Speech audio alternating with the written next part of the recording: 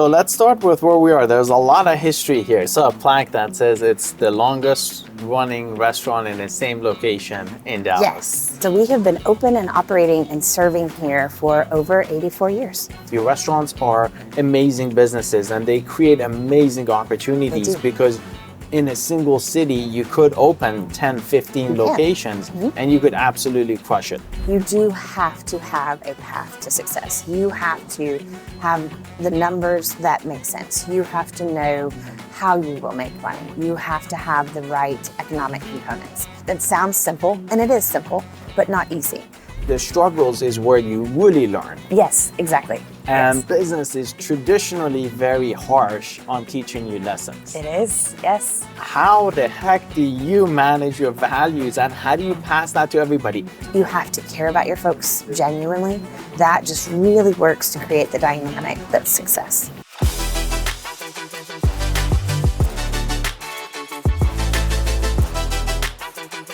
Hi, Laura. So let's start with where we are. There's a lot of history here. Tell me a little bit more. There is. We are sitting in our original location. So in Dallas, Texas, we opened, well, I didn't, but my grandfather-in-law did, opened the original Dickey's here in 1941 in October. So he was a returning World War I veteran, and he opened the location really just to make a living for himself. And so we have been open and operating and serving here for over 84 years. Yeah, I saw a plaque that says it's the longest running restaurant in the same location in Dallas. Yes. So we have, well, we know that because we have one of the original beer licenses, or I should say the original beer license here in Dallas. But we have never shut our doors, changed our name, or ceased operations in 84 years. So we have been serving folks barbecue from right here for that long. Yeah. And it's kind of fun. It's literally an old house. As you can see, we're in front of the old fireplace. So we're sitting now in front of Central Expressway that used to be Central Railroad. That's where the neighborhood got its name. That's why we call the location Central. And so it's definitely central to our brand and our operations, but it's literally named for where it sits. And you can walk in and you can feel that it's an old house and just convert it into a restaurant, kind of a room at a time. And one of the things I love over the serving line is that you can see the metal awning. And that's a real piece of history because to serve beer at the time in Dallas, you had to have that awning, and that denoted where folks could buy beer. And so that's why we've left it up. Oh, amazing. All of this time. Yeah, the history is just amazing history behind everything that's in the, I was walking around and I was seeing all the signs and checking out the buildings. So that's amazing history. So let's talk a little bit more about you. You haven't been the CEO in the CEO position. You've done marketing, you've done technology, and now you're leading the brand. Walk me through that journey. And what I really want to know is how has that experience impacted you in your day-to-day decision making as a CEO? Well, I can definitely say I never thought that I would be doing this when I grew up. When I was a little Laura, I did not think I would smell like brisket and hickory wood every day. When I get into the elevator in our office building, which is right across the highway, which is kind of great, I can look at Central from my office, and our whole office floor can, which is kind of wonderful. But I never thought I would be the one that would smell like barbecue in the elevator coming up. So it's been an interesting, unexpected journey, but I started my career in really marketing technology. It was at a time when, as hard as it is to believe, the internet was a new force in business, so just getting started. And I was really lucky to have a great mentor. I was at the beginning of my career, and she was really kind of at the sunset of hers. And she was such an amazing woman, and she taught me so much.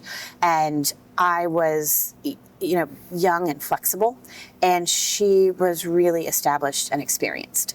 And I was able to pull in being flexible with the internet, and at the time we called it new media and those sorts of things. And she really set me on a wonderful path. She and my other mentor, Jerry Murray. So marketing, communications, and early technology background, and that was how I developed my career, and then joined Dickey's. I actually met Roland Jr., my husband, first, and we met, got married, and I thought that I would have my independent career forever.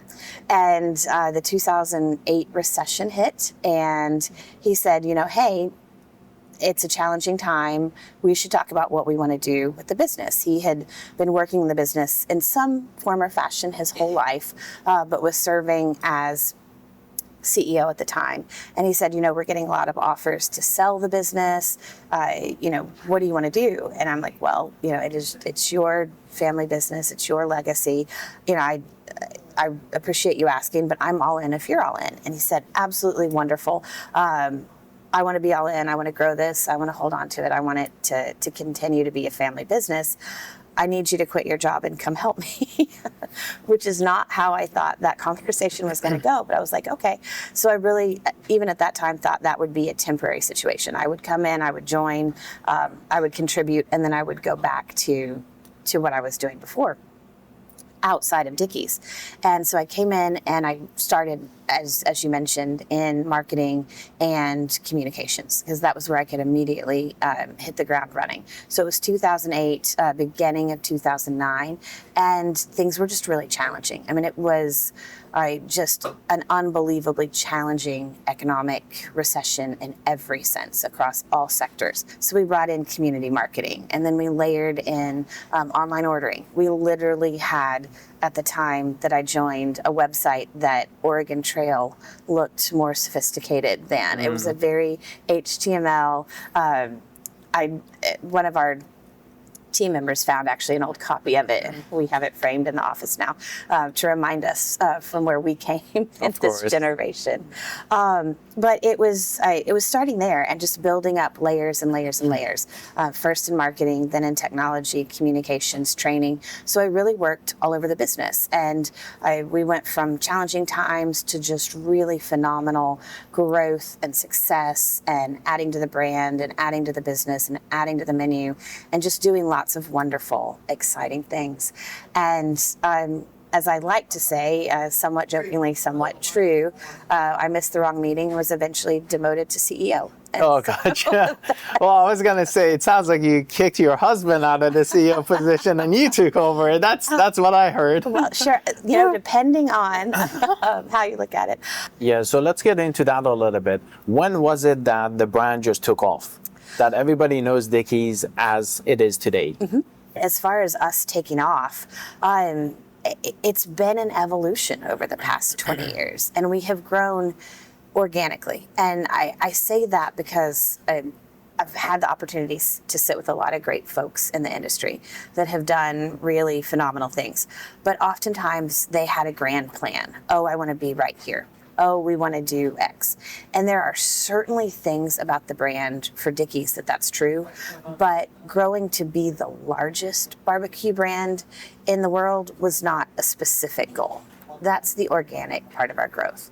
We wanted to grow and develop and expand, but we didn't have a specific market plan.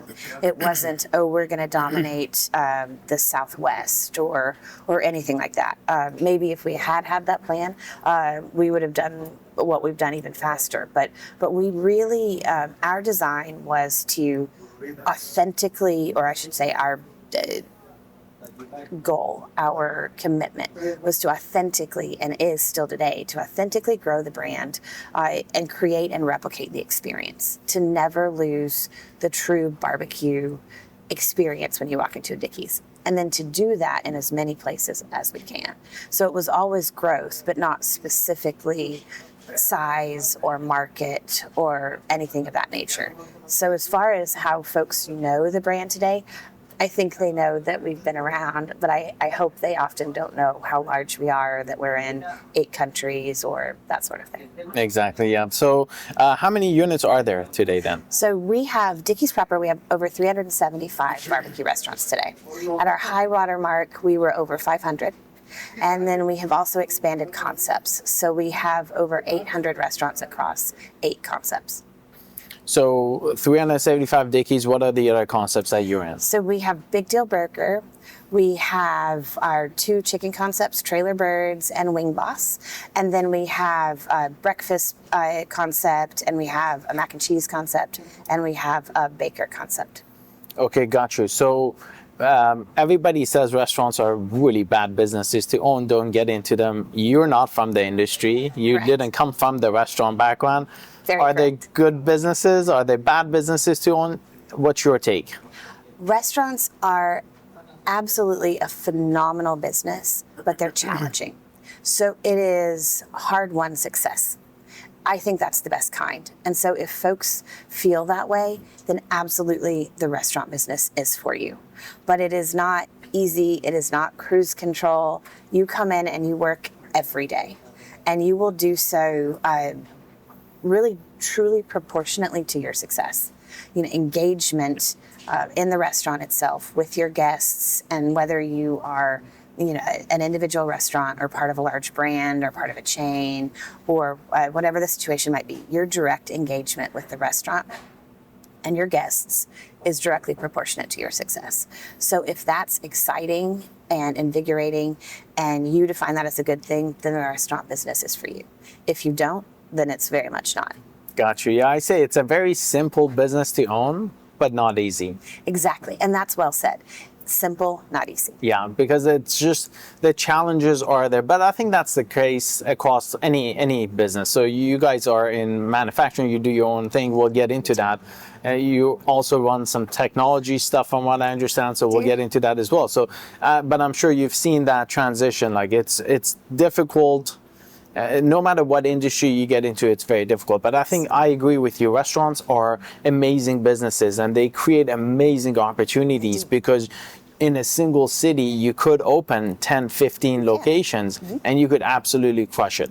So in order to crush it, what does the restaurant need to do? What are the 2, 3, 4 components that you must have in order to be a successful restaurateur? Great question. First and foremost, you have to have absolutely amazing food, whatever that is, and you have to have a real connection with your folks. So I think it's the food and the folks. Those folks, you mean employees, or folks you mean like guests and employees, or both? Okay, and gotcha. I say that intentionally, but food and guests equally important as the first two things. So food and folks, because if you have genuinely great food, and you will eat anything off of your menu and you feel good about that, and you have true standards, that if you know exactly what you're serving, why you're serving it, and when not to serve it, if you apply that and go, you know, profitability will follow excellence. But you have to have excellence in your food and your craft. For us, we have very specific standards that when we come in, and whether it's 12 to 14 hours on the brisket that they're pulling after being on that hickory pit, they pull that out and they'll have 10 or 12 briskets that they pull off at any one time. And they'll, after they prepped them before they put them in, and they've rubbed them and they sit in there and they have, smoked, and they pull them out and they chop them and they slice them. And we don't pre-trim our briskets. We wrap whole and then trim to order or chop to order. But if we pull out a brisket and it's not right, then it goes into the waste. And so you have to, in my opinion, apply that standard of excellence. So you take care of your food, you make it as outstanding as it should be. And you apply the same to your folks, meaning that you have the very best team members possible. You have to care about your folks genuinely. They have to understand how important they are in the business. You absolutely have to have your folks well trained, well taken care of. They have to be empowered and engaged. We are such a hands-on business. So food and folks. And if you do that, then those things, your frontline folks have taken care of your guests. And so that's how that just really works to create the dynamic that's success. Okay, a lot of information there. So I say the byproduct of success is you make money. Yes. Just because you make money doesn't mean you're successful. Correct. So food quality, obviously critical, taking care of your employees, staff, and then taking care of the guest, obviously all three of those are critical. Is there anything else that plays into that whole operation and into the whole role of that successful restaurant? Absolutely. Third piece is a business model. You do have to have a path to success. You have to have the numbers that make sense. You have to know how you will make money. You have to have the right economic components, meaning that when you go in and you look at whether it's your single restaurant, or again up to, for us over 800, the business model has to be sound and make sense. So you have to know what your prime costs are. That's your variable costs every day, your cost of goods, and your labor. And then you have to know what your fixed costs are, your overhead. And so those two components together have to leave you the right profit margin at the end of the day. So say that pie of, for us, 100%. We have a very capped specific business model that we have to run our prime costs, our cost of goods, and our labor combined at 44%. And then our fixed costs need to come in at 41%. That means that we know exactly in every location every day how many checks we have to have, what our average check is, and what our sales for the day have to be for that unit to be profitable plus. And so you have to have a business model that's sound, and you have to be able to back into that and know how every action, every decision, every component feeds into that profitability. Okay, interesting. So how do you ensure that happens? Really hard work. That's the hard Yeah. part. It sounds simple, and it is simple, but not easy. And so that means that you have to order right. You have to have the right menu. The menu pricing has to be engineered to be profitable. So you have to have the right high quality ingredients, the right time components on your recipes. You have to have the right training to pull that all together. And then you have to have the right profitability margin. And then you have to make the decisions. And this is the really hard part of the business because it's very relative to engagement. You have to make the right decisions coming in with what you've ordered, what you've prepped, what your team is, how you've staffed, how you're managing your labor on the schedule, and then shift by shift, hour by hour, based on the organic flow of the day. And then you scale that up from a shift to a day, to a week, to a month, to a quarter, to a year. And that's how you really master profitability. But it's an active engagement, and that's the challenging part of the business. Understood. So actually help me better understand how many locations are corporate owned, how many are franchised? So we have 9 corporate owned, or as we like to say, family owned restaurants, and the rest are all franchised. Okay, got you. Now, how do you enforce that across the franchise brands? So that's another challenge by itself. Oh, now, it is. now you're not dealing with you. Now you're dealing with, I don't know, you may have 50, 60 different franchisees that are 216. 216, even more. So how do you deal with 216 different individuals and personalities? And obviously they're there to make money. They are, absolutely. This is their path to Yes, their to success. well-being, to their success, to their life. And how do you align goals? That's just it. And you hit on exactly what that is. It's alignment. You have to have alignment. And it's all about partnership. So going back to the best folks and taking care of your folks, it is trying in every person that comes to us to join the brand or join the family. And I use that word not ironically, but for us, because we are privately held and family owned, it is joining a family business and understanding the trade-offs that come with that, probably. But it's about partnership and making the best decision you can to be aligned up front, to share the same values, to understand the culture, to be committed to the same things first: food, folks, and then giving back, which is a very big component to who we are, that is a brand value. And so it's at the onset, making sure you're as aligned as you possibly can be, and then constant communication, transparency, partnership, being willing to weather storms together. When I sit down with folks that have come to us because they're interested in making a wonderful living in barbecue and being a part of Dickey's, I ask them why. Ask them why they're interested. So it's really alignment up front. And then I also somewhat try to talk them out of it and make sure that they understand that there is no guarantee in the restaurant business. There's no guarantee in Dickey's. Just because you sign a franchise agreement, we are absolutely fantastic. I would put our brand up against any brand in the world, but we're not magic. And so there is not a guarantee. You and as an owner operator, This is what I say to a potential partner sitting across the table. I would be here as a partner in your success, but I cannot guarantee it, and I am not responsible for it. So you have to be willing to be responsible for your success. And so if you have that alignment up front, more often than not, that leads to a really good, long-term, successful partnership. I agree, because you're taking the approach of, hey, you should not be doing this. Like, this is really hard work. Ask You know, these it's simple. questions. It's Yes. easy. It's simple, not easy. But Right. like, I think if you set the expectation up front, that makes a huge difference, because they know what they're getting themselves into, and everybody should be aligned at that stage. It does, and part of that conversation is then, and what does that partnership look like?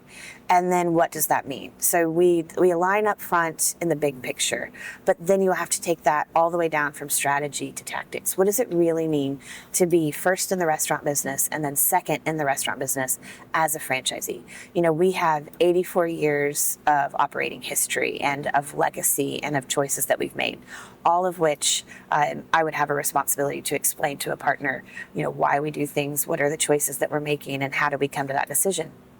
But ultimately, at the end of the day, I have to make those decisions for the brand, or our team does. And that partnership requires them, as a franchisee, to buy into those decisions. And sometimes we don't always agree.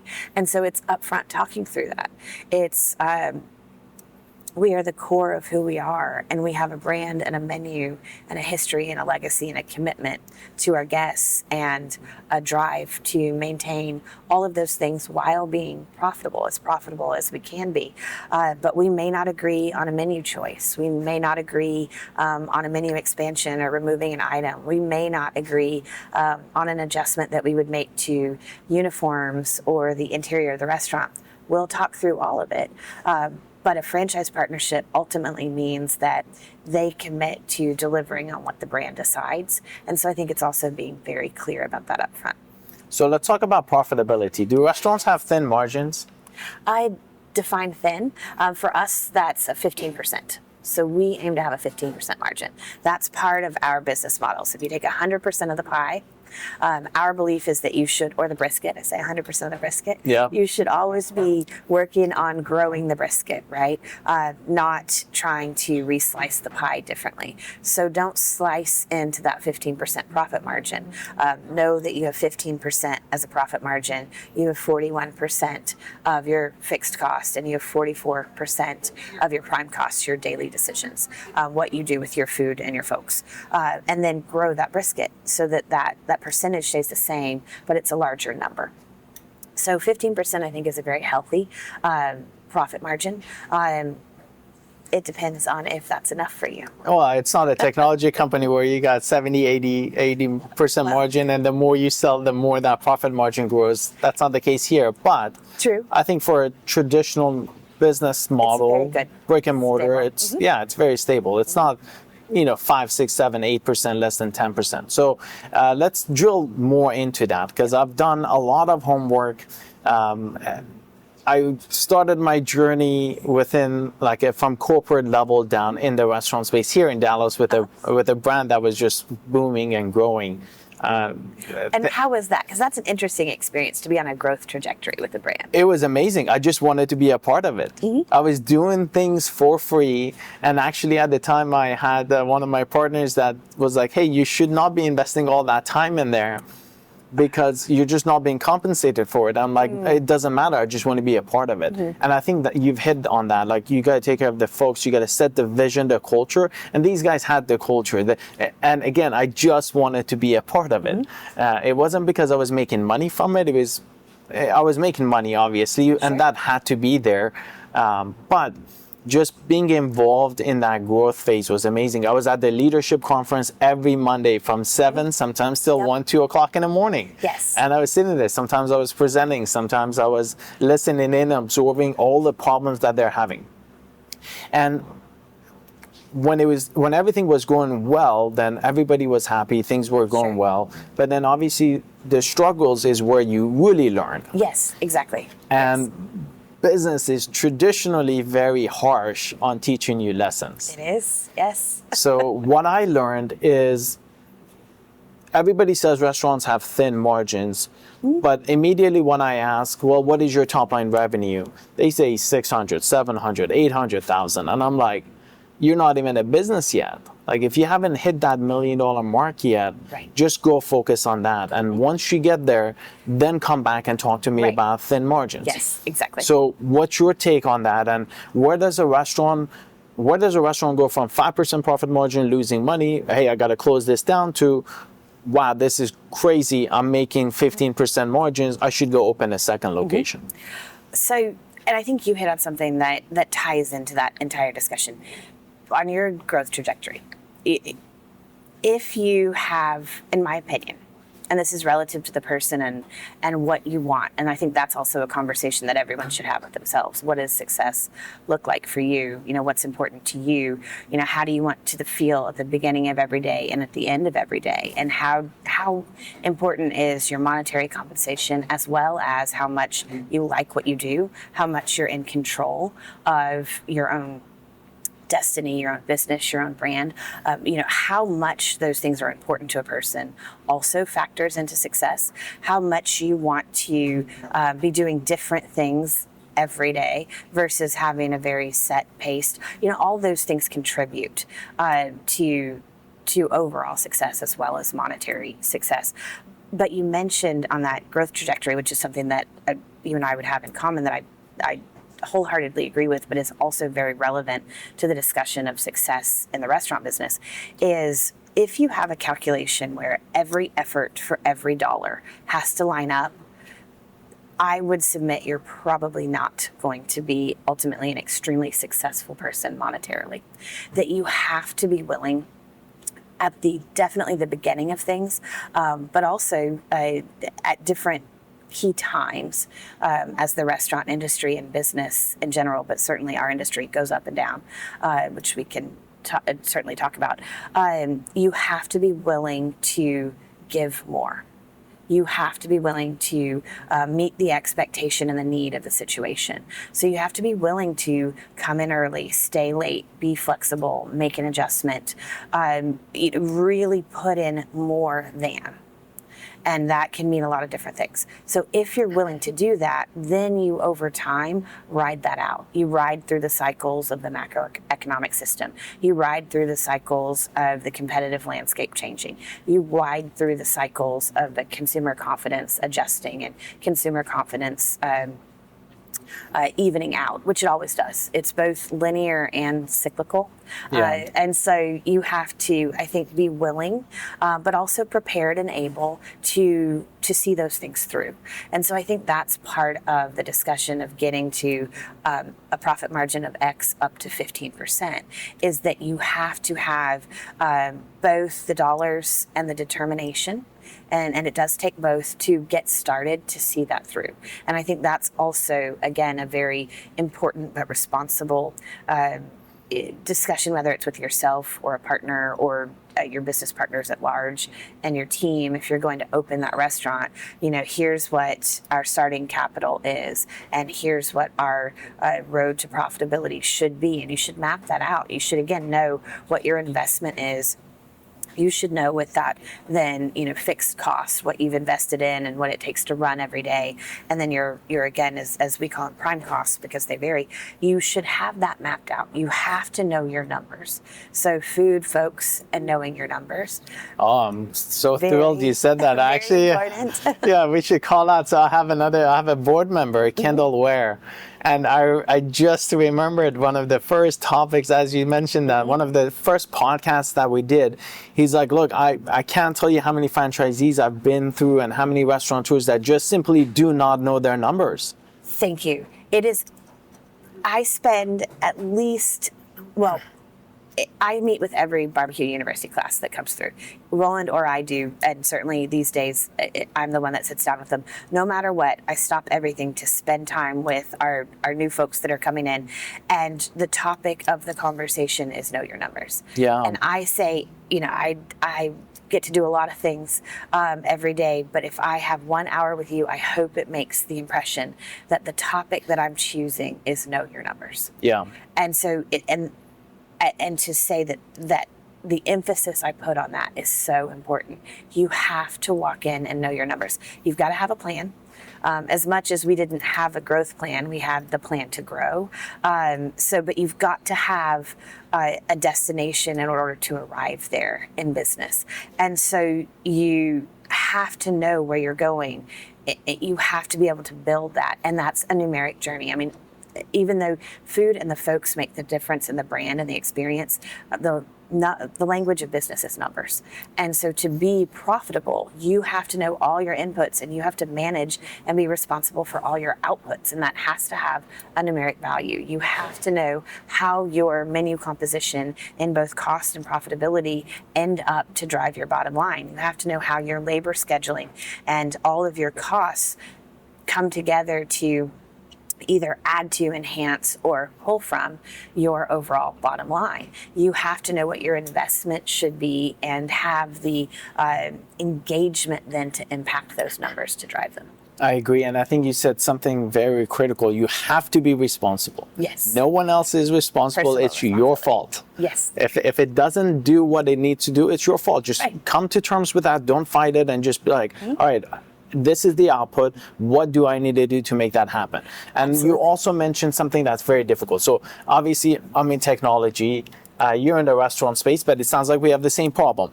I'm in my growth phase. Yep. I'm hiring people, and we're hiring probably every week. We're hiring 1 or 2 people. How the heck do you manage your values, and how do you pass that to everybody? And by the way, I say that because I saw in the restaurant space, you hire somebody, they're in there for 6 months, they train the next guy trains the next guy. By the time that brisket comes out, it's not even a brisket, it's a chicken wing, right? It's like, Yes. what happened? Like, very much understand. so Yes. how do you drive the values? How do you ensure that from top down the values go through? That's me personally. I want to know that because I'm dabbling with that. And then let's talk about training within the restaurant space and its crucial role within the restaurants. Absolutely. Do you remember the game of telephone when you were a kid? If you ever had a group of friends, right? And you lined up and one person said something and you whispered it and went all the way down. We will still sometimes occasionally engage in that exercise at the home office to illustrate that point, because now it makes me nervous. Kids that are on their phone every day, they haven't played that game, and I'm like, nope, we need to make this point. But you think about that, and I think that is the perfect illustration for how values can be misconstrued or watered down if they are passed along through so many folks without having a direct touch point back to the source. So I think that's key in building culture. I think that's key in building consistency. I think that's key in franchising and brand building, whether you're doing that directly or in partnership with other folks, and like as we do in a franchise system. But our most important things, we don't just pass through and hope from the start they get to the end. We make sure that we have interjected so that that pass through is a very short distance of space. So that, for example, on the Know Your Numbers, when I sit down with folks, even though we have weeks of our owner-operators that have come in and spent time with us in Dallas, even though we have many folks that have touched on these key things, they've done it online, they've done it with their manual, they've done it with their exercises and activities, they have done it in the restaurant, they've been in the home office, they've had lectures, they've had webinars. But it's so important that I sit down, and that's one of the things that I take care of personally. And certainly there's a scalability to that. So it's consistency and touch points and really driving down with emphasis and focus and knowing what those key things are. Knowing your numbers, for us, again, food and folks. So those 3 things, in order for us to scale, I make sure the distance from the home office to the end person is very short on those things. And it doesn't have to go through a long list of being copied and pasted and replicated to where it's just, a shadow of what it started as. Yeah, because that passion starts with you as the top in the helm. You see where you're going. Mm-hmm. You're like, it's just right here. Right. If only I could just get everybody to rally around the same vision and believe in it in order to execute and deliver that vision.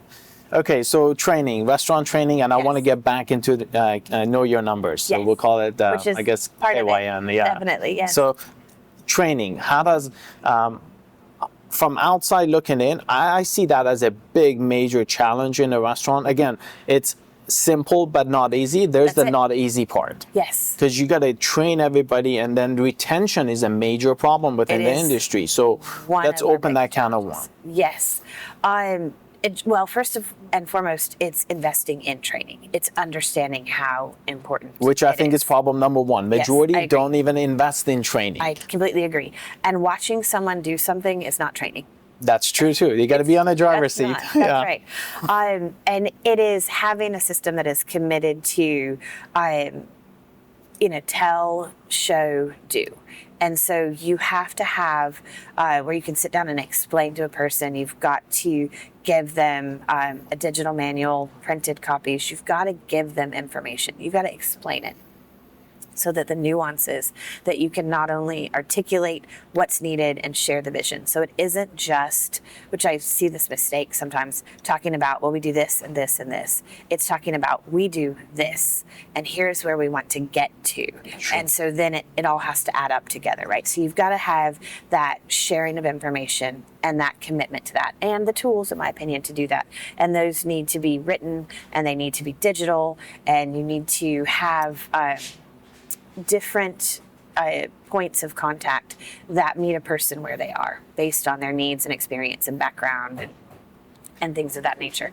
And so you have to have that knowledge transfer formally, and then you have to have that, I'm going to show you what to do. So then it is, watch me in the restaurant, watch this video, watch this online learning path, engage in this way. So it is that piece, and then you do it together.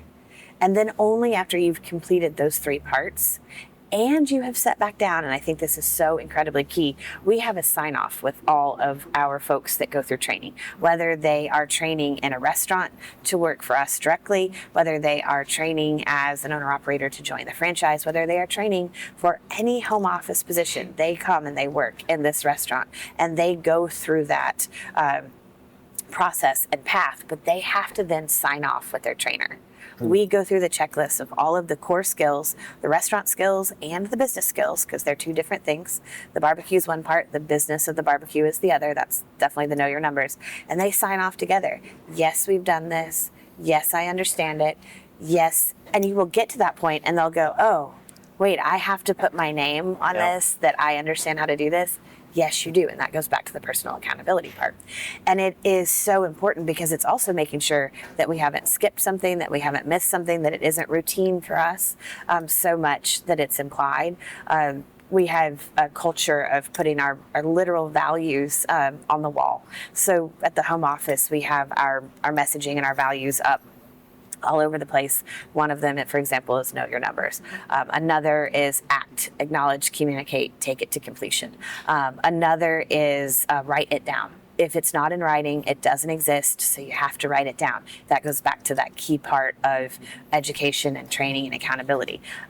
Literally, there's a sign that says, everyone will have amnesia in their favor. So write it down, recap it. That's funny. Make sure that you heard the same thing. And that's a part of business, and it's a part of training. It's just confirming. I said this. Did you receive this message? That goes back to the telephone. Are we on the same page? And so I think that both strategically but also literally tactically is the key to good training.